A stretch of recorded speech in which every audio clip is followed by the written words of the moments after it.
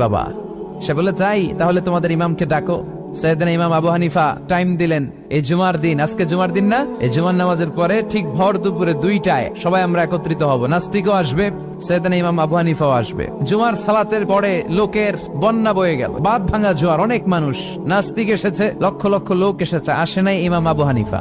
আসে না আধা ঘন্টা, 1 ঘন্টা, 2 ঘন্টা পরে আসছে। নাস্তিক বলে, এই তোমাদের ইমাম যার কোনো সময়ের জ্ঞানই নাই, এর সাথে কিসের তর্ক? সাইয়েদনা ইমাম আবু হানিফা বলে, ইনদি উযর, আমার ওজর আছে। কি ওজর? সাইয়েদনা ইমাম আবু হানিফা বলেন, আমি ঘর থেকে বের হয়ে আসার পথে একটা নদী পার হয়ে আসতে হয়। আজকে এসে দেখি নদীর মধ্যে কোনো মানুষ টানুষ নাই, নৌকা নাই, মাঝি নাই, কিচ্ছু নাই। তো হঠাৎ দেখলাম পাশে বিশাল বড় একটা গাছ, এই গাছটা এমনি এমনি 2 ভাগ হয়ে গেল। হঠাৎ গাছ থেকে এমনি এমনি লম্বা তক্তা হয়ে গেল, এমনি এমনি তক্তাগুলো জোড়া লেগে নৌকা হয়ে গেল।